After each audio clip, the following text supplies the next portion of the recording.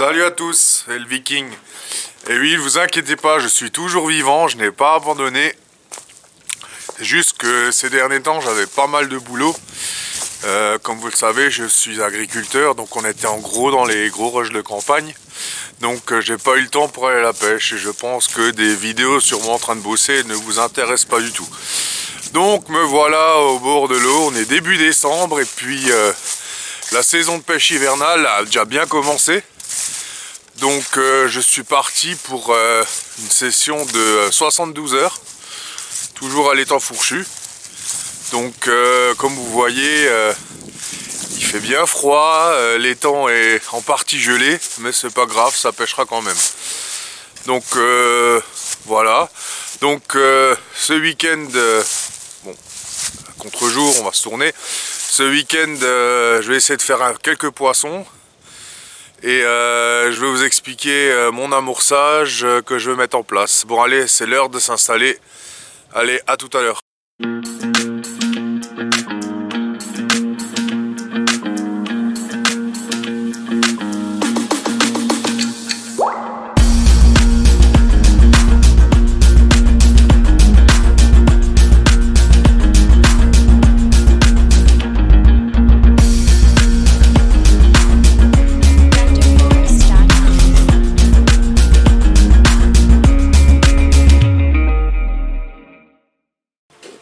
Donc voilà l'amorçage que j'ai mis en place. Donc il y a plein de choses dedans.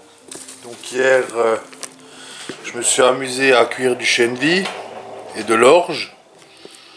Donc après là-dedans il y a aussi du pelet, des bouillettes concassées. Il y a du baby corn. Donc le baby corn il me sert à pomper le jus du chènevis qui est gorgé d'huile. Donc c'est juste pour avoir une amorce relativement sèche. J'aurais pu mettre de la farine aussi, mais je préférais du baby corn pour avoir une granulométrie un peu plus élevée qu'avec de la farine. Il y a aussi du maïs doux, donc bouillette broyée, maïs doux. Avec tout ça, j'y ai mis du Marine 17 de chez Solar. C'est un produit que j'affectionne particulièrement. Il y a aussi un peu de CSL, donc c'est de la crème de sirop de maïs. Et j'ai aussi mis une boîte de lait concentré pour emmener un peu de sucré. Donc le chènevis, je l'ai cuit salé. Donc j'ai mis pour 5 gros mugs de chènevis, j'ai mis une cuillère à soupe de sel. Et l'orge, je l'ai épicé. Donc pour 5 gros mugs d'orge, j'ai mis 2 cuillères à soupe de piment extra fort. Donc piment extra fort en poudre qu'on utilise pour la cuisine. Donc voilà, donc je vais amorcer ça en hausse bombe, en localisé. Et sachant que pour la nuit, je vais certainement pêcher au stick. Pour des raisons de praticité. Pour avoir un amorçage pas trop large. Vu que la nuit, c'est toujours un peu plus compliqué d'amorcer précisément, même si c'est clippé. Donc voilà, donc pour la nuit je vais favoriser le stick pour vraiment avoir un amorçage très localisé sur l'appât. Voilà, premier départ de la session. Donc un poisson pas très vilain, qui s'est bien battu. Et je l'ai chopé à la Bloodworm Liver de chez QDB toujours. On va vous présenter le poisson, s'il veut bien se laisser prendre.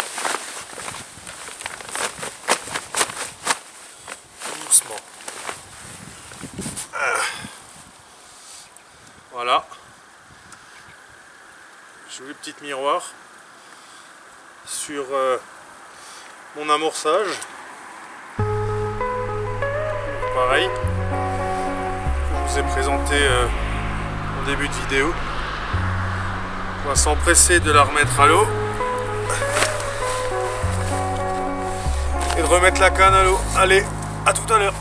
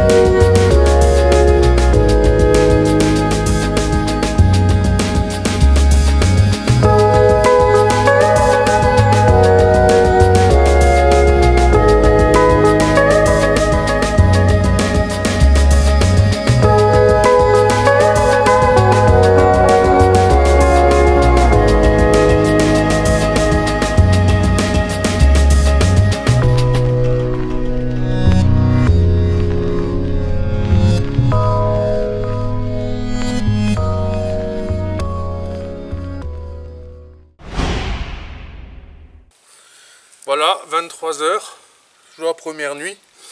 Après 3 décroches, j'ai enfin réussi à mettre un poisson au tapis. C'est un petit poisson, mais ça fait plaisir quand même. Bon, on va se dépêcher de le remettre à l'eau, parce qu'elle doit avoir froid. Et on va remettre la gaule à l'eau.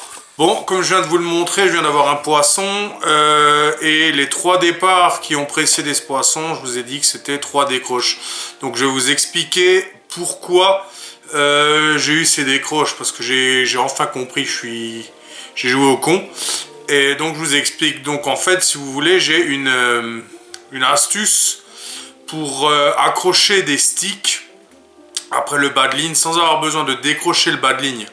Donc la nuit, surtout en hiver, j'aime bien pêcher au stick. Ça m'évite de réamorcer quand il fait nuit noire. Et ça me permet d'avoir un petit amorçage précis sur le spot que je pêche. Donc je suis clippé, donc la distance est bonne, l'orientation c'est à peu près bon.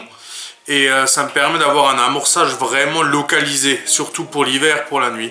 Donc je pêche au stick et en fin de compte, donc comme vous voyez sur l'image, j'arrive à accrocher les sticks sans décrocher le bas de ligne.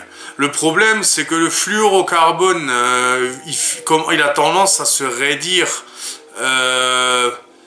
en hiver quand l'eau est froide, et en fait ce qui fait qu'il y avait un angle dans le bas de ligne dû à la boucle que je fais, et en fait cet angle, cette cassure, le poisson n'était pas directement en contact avec le plomb, et en fin de compte j'avais des bips de touche, et puis quand ça déroulait, comment je ferais, en fin de compte le poisson était mal engamé ou mal piqué, dû à cet angle, parce que le bas de ligne devait d'abord se tendre. Donc du coup, je suis revenu à l'ancienne, je décroche mon bas de ligne, et puis je les ai même préparés en avance. Donc mes 4 cannes avec mes 4 appâts, et puis des sticks, des bas de ligne avec des sticks, comme ça quand je fais un poisson ou quand je change mes appâts, tac, les bas de ligne sont faits avec les sticks, j'enlève le bas de ligne, l'ancien, je remets le nouveau, et comme ça je perds pas de temps. Donc voilà le pourquoi du comment. Donc je pense que c'est ça, parce que depuis que j'ai changé, j'ai refait la méthode à l'ancienne. Bah là j'ai eu un poisson, donc j'ai plus de décroche. À voir si ça continue à se piquer comme il faut. C'était ça, et sinon, ben, faut que je cherche autre chose. Donc mes hameçons piquent, mes badlines sont pêchants. Faut que je cherche ailleurs. Bon, en hiver, elles sont un peu plus méfiantes. Elles prennent très très mal, comme en début de saison. Donc c'est peut-être ça. On va voir plus tard. Bon, allez, sur ce, moi, je pense que je vais aller me coucher. Allez, à tout à l'heure.